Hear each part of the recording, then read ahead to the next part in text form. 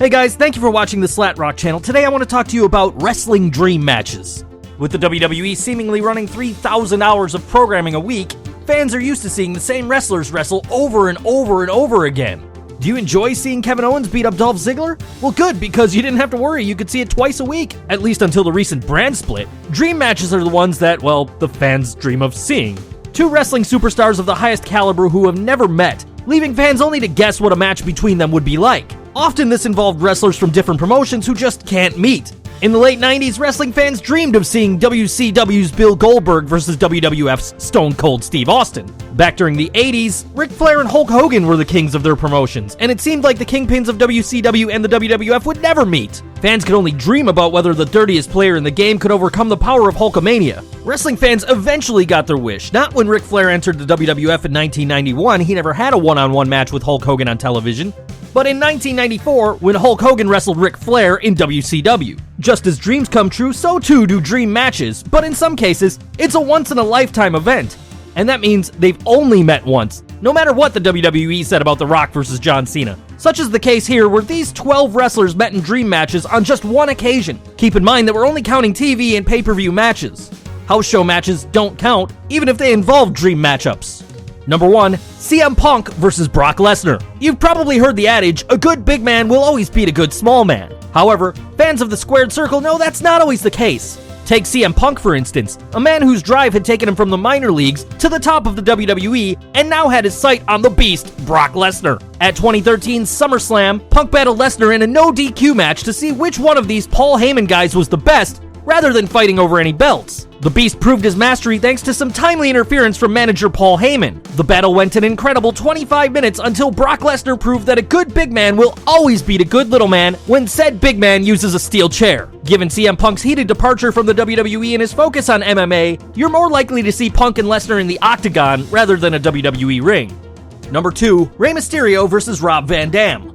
The one-of-a-kind wrestler met the master of the 619 battling in a no-DQ non-title bout during a WWE vs. ECW TV special designed to hype the June 11th, 2006 ECW One Night Stand pay-per-view and the WWE's relaunch of ECW on the Sci-Fi Channel. The Battle of the High Flyers saw World Heavyweight Champion Rey Mysterio and Rob Van Dam showcase the aerial skills that made them famous. The two wrestlers battled for 10 minutes with either man being capable of getting the Duke. The seesaw battle concluded after Mysterio missed a springboard leg drop, hitting a chair instead of his opponent. RVD followed up with a 5-star frog splash, winning this dream bout.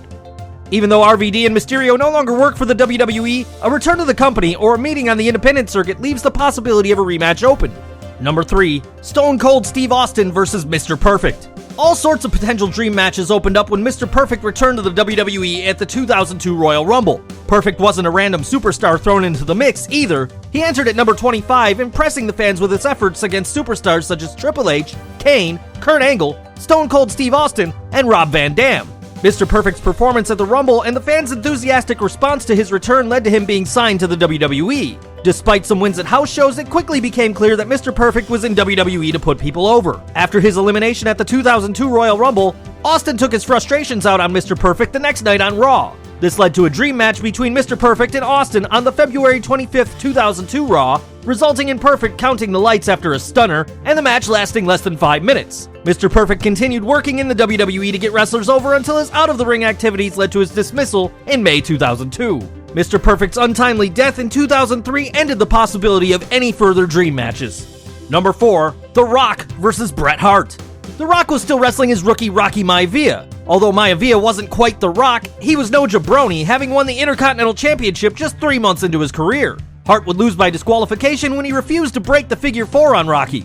Hart was embroiled in a feud with Stone Cold Steve Austin, so this one-and-done match was the only time the two Hall of Famers met. If Hart had remained in the WWF rather than going to WCW in late '97, the fans might have seen a fantastic feud between the Hitman and the People's Champion. Instead, this match was used to advance the ongoing feud between Steve Austin and Bret Hart. Number 5, The Undertaker versus Dean Ambrose. The April 23, 2013 SmackDown aired from London, England, a special episode that saw The Undertaker's first appearance on SmackDown in 3 years. The Shield was undefeated in 6-man action on TV, but how would Shield member Dean Ambrose fare in his singles debut against the Dead Man?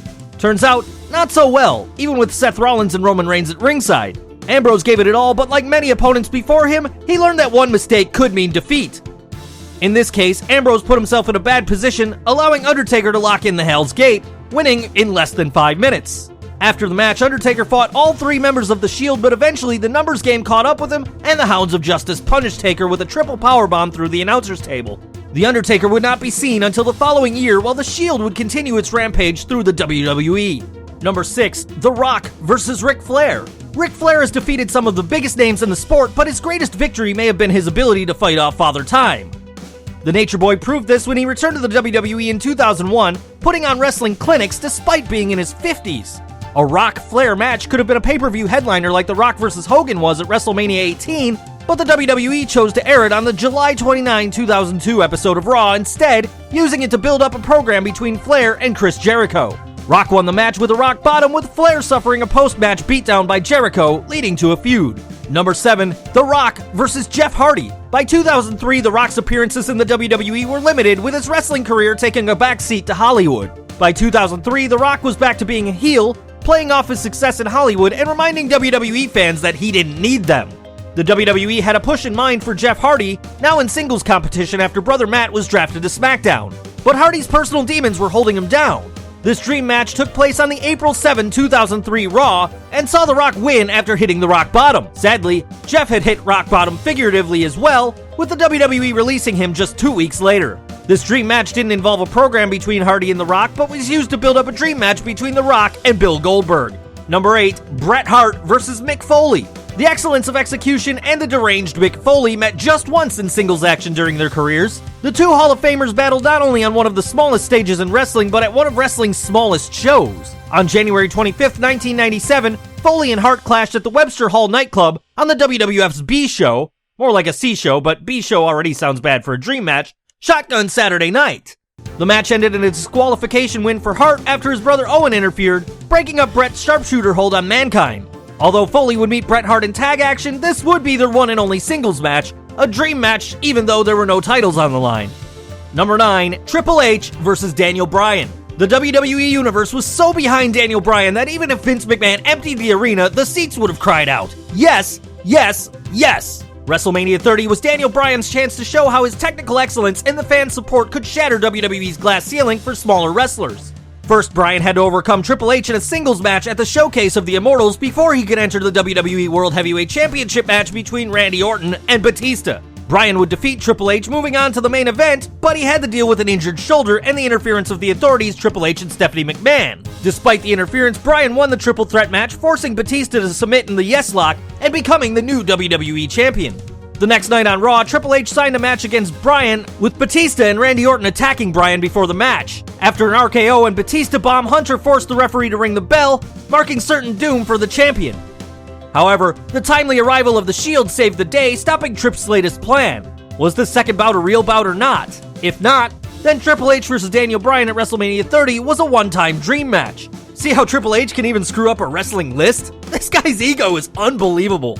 Number 10, Shawn Michaels versus Goldberg. Another WCW versus WWF dream match came true when the Heartbreak Kid stepped into the squared circle on the October 23, 2003 episode of Raw to see if he was next on World Heavyweight Champion Goldberg's list of victims. The dream match had gone just 6 minutes and 30 seconds when Evolution's muscle man Batista showed up, taking out Shawn Michaels before Pillmanizing Goldberg's leg and collecting the $100,000 bounty Triple H had placed on Goldberg.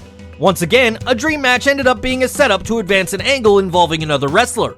Number 11, The Rock versus Eddie Guerrero. A July 22, 2002 Raw saw Eddie Guerrero fight undisputed world champion The Rock in his bid to secure a title shot. Guerrero hadn't ascended to the main event yet, but that didn't stop him from interrupting The Rock's celebration of his recent undisputed title win. The Rock decided to see if Guerrero could back up his talk, giving him a non-title shot that night with the condition that he'd get a title match if he beat The Rock. However, Guerrero's rising star rose no further that night as he fell to the People's Elbow at the 8-minute and 30-second mark.